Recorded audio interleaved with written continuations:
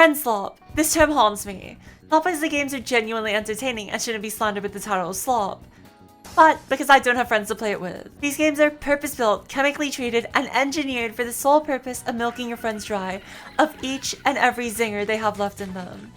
The driest friends, apologies to all boring friends, can suddenly feel like they got possessed by a YouTube Funny Moments guy from 2016. I drove straight ahead from here, and I drove us right into the fucking If they're made to be funny, and they're made to feel goofy and squeeze every ounce of entertainment dry from your friends, how about I do the one thing that these games aren't made for? Being alone. Solo play in Friendslop is a tradition the moment the game releases. Play with friends, have fun, and when you're having fun, you decide, hey, this game is so much fun. Surely I can have the same whimsy alone. Then suddenly the giggles and the lighthearted pan-shitting turns into oh shit, that's kinda scary. But what Friendslop game is actually the best alone? For the freakishly lonely, Friendslop can in fact be played alone. Now, the actual real way to play alone, the intended method, is open lobbies. But I know what freaks live in open lobbies, thus I settle for the other option. Isolation. Monsters lurk around every corner, and you don't know what to expect. Even in peak. How does one actually play Friendslop alone? You don't have a friend to pick you up when you inevitably go down. You don't have a friend to cover your six. So what's the plan? Unsurprisingly, it's different for each game. Peak. Let's start here, since it's actually impossible to evaluate this against the other two. Hell, you're thinking, who the fuck chooses Peak against two loot extraction, goofy fake horror games? Me. I chose it. Of the Friendslop games, these three have made the largest splash. Okay, I lied, maybe not. But relevancy isn't our metric. Funnily enough, the game that isn't the same old extraction slop is actually the most game-like of the games. There is no arbitrary bullshit till your friends goof and collapse in laughter. It isn't playing to keep you there forever. There's a goal, the peak. Not a figurative peak, a literal peak. Now, disclosure, I have not reached this literal peak. I am infected with a skill issue, sadly. I chased my way past the roots.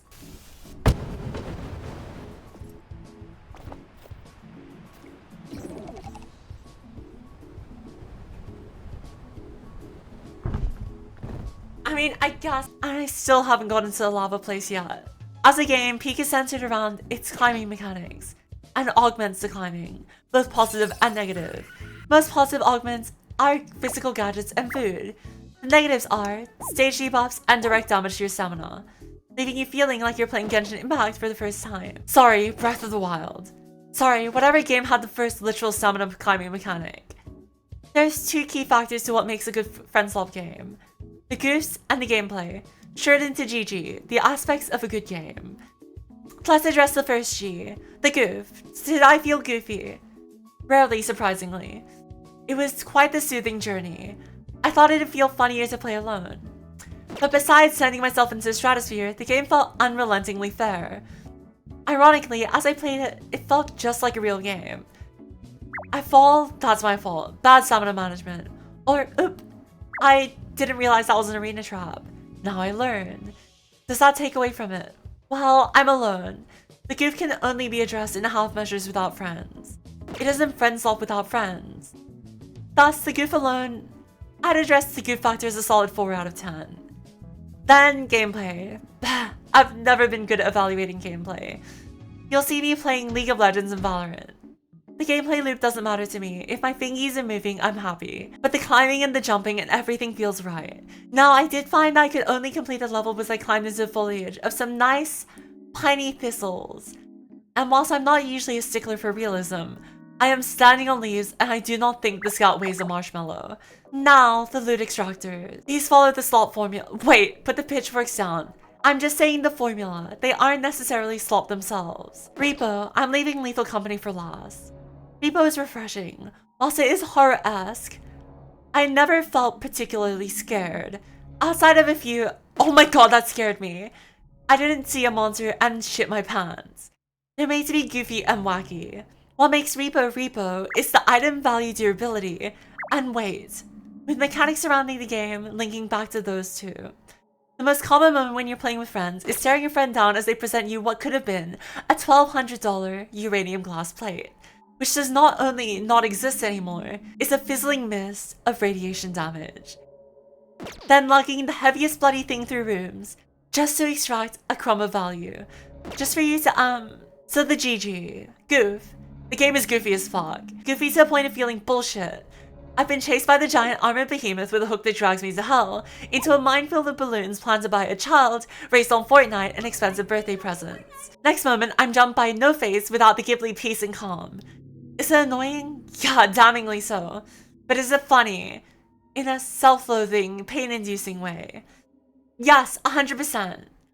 Now, the funniest part of the game is that these monsters are equally fragile to a good scrap. That weight mechanic? Yeah, your number one source of self-defense is slamming a monster into the ground like you dribble a basketball. Then a literal atom disintegration laser, but that costs something. Even then, get snuck up on, death arrives all the same.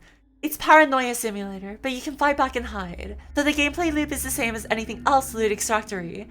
Though I think it's nice that they let you have a shopping cart that you stole from a supermarket shopping lot. That saves you a lot of trouble. Though, one thing I will praise, multiple extractions forcing the fearful to venture deeper even when they reek of shit and their plants are already pissed. Unlike other games, returning to ship is not the only goal. Now, you'll get a direct comparison to Lethal here. But these are easy to compare. Very easy to compare. Lethal's core gameplay, I would attest, is the scan mechanic.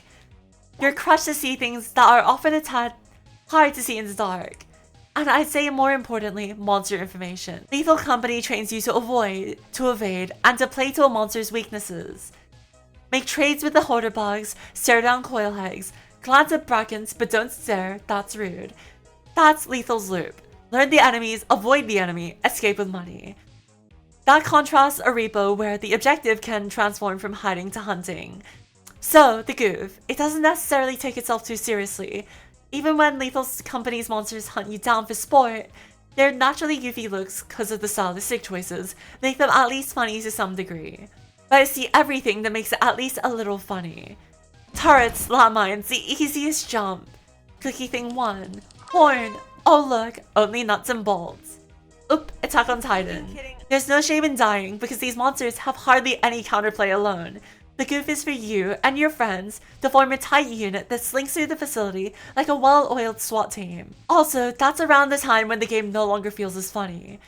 So the gameplay, I've already explained it, but it's an infinite learning game with secret moons and plenty of opportunities to loot a planet from top to bottom.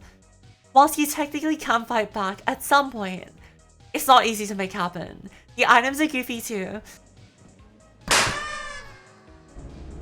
Fuck off! Oh my gosh, are you actually kidding? To the point, you consider taking a ladder with you to kill monsters. With the Outline Sun, all of them have their drawbacks to being played solo. And I have a very big bias towards Lethal Company. I cannot fairly argue which I'd say is the best alone. However, I can say what I feel. I can realistically finish Peak. That's not even a question. Eventually, I'd either roll a cannon and fortified milk at each stage, or I'll learn how to play through the game legitimately.